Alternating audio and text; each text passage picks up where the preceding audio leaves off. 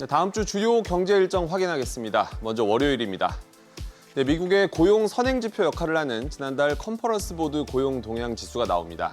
지난 3월 109를 넘고 나서 두 달 내리 떨어졌는데 6월에 다시 회복했을지 한번 지켜봐야겠고요. 네, LG전자는 2분기 잠정 실적을 발표합니다. 이번 실적에는 트럼프 행정부의 관세 정책 영향 본격 반영 탓에 발목이 잡혔을 것으로 전망이 돼서 특히 관심이 쏠립니다. 화요일 일정 보겠습니다. 트럼프 행정부의 상호관세 유예가 만료되는 날입니다.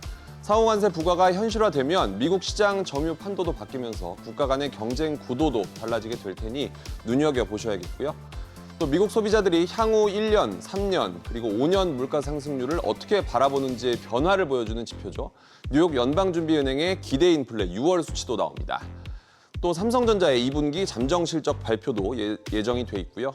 메모리 부진 여파에 매출은 76조 원, 영업이익은 6조 원을 넘는 정도에 그칠 것으로 전망이 되는데 2분기에 바닥을 다지고 3분기에 고개를 들 수 있을지 가늠해 보도록 하겠습니다. 수요일로 넘어갑니다. 미 연준의 6월 FOMC 회의록이 공개됩니다. 앞서 5월 말에 공개됐던 회의록에서는 대부분의 참석자가 인플레이션이 예상보다 더 이어질 수 있다고 평가한 것으로 나타나면서 기준금리 인하 여력이 제한되는 양상이었었는데요.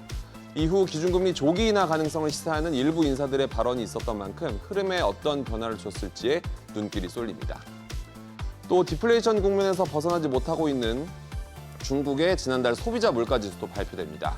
앞서 5월 소비자 물가는 지난해 같은 기간보다 0.1% 떨어졌고 또 도매 물가를 보여주는 생산자 물가도 2023년 7월 이후 가장 크게 내려갔던 만큼 회복 신호가 있었을지 살펴보도록 하겠습니다. 또 삼성전자가 애플의 안방 미국 뉴욕에서 갤럭시 언팩 행사를 열고 갤럭시 Z 플립 7을 공개합니다. 삼성 폴더블본 최초로 자체 설계 애플리케이션 프로세서인 엑시노스 2500 칩셋이 탑재가 돼서 더 관심을 끌고 있죠. 계속해서 목요일 일정 보겠습니다. 미국에서 처음 실업보험에 가입한 신규 실업수당 신청 건수가 발표됩니다.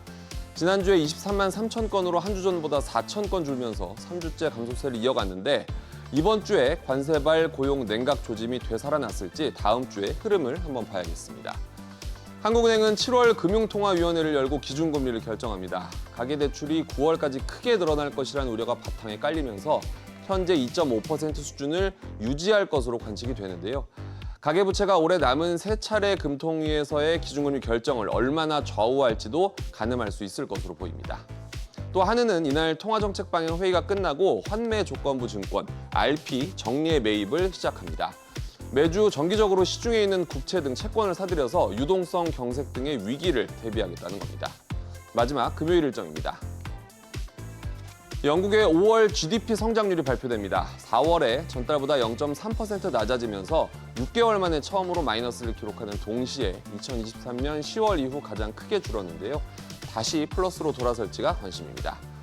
또 이번 달 들어 열흘 동안 우리 수출과 수입 현황이 발표됩니다. 지난달 같은 기간에는 반도체와 자동차, 선박 등 주력 품목 호조의 수출이 5.4% 늘면서 순조롭게 출발했는데 이번 달에는 어땠을지 한번 지켜보시죠. 또 메타가 오클리와 협업한 AI 스마트 안경 한정판이 미국에서 사전 주문 접수를 시작합니다. 메타는 금색 장식이 달린 한정판을 $499에 판매하고 기본형은 수개월 안에 출시할 예정입니다. 이상 다음 주 주요 경제 일정 짚어봤습니다.